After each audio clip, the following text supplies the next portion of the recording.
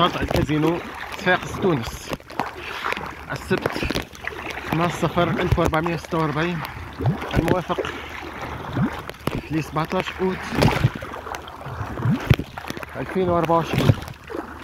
الحمد لله نزول رئيس النافع بمدينة صفاقس. إن شاء الله تكون أمطار عامة على البلاد التونسية والأمة الإسلامية. إن شاء الله عام ممطر.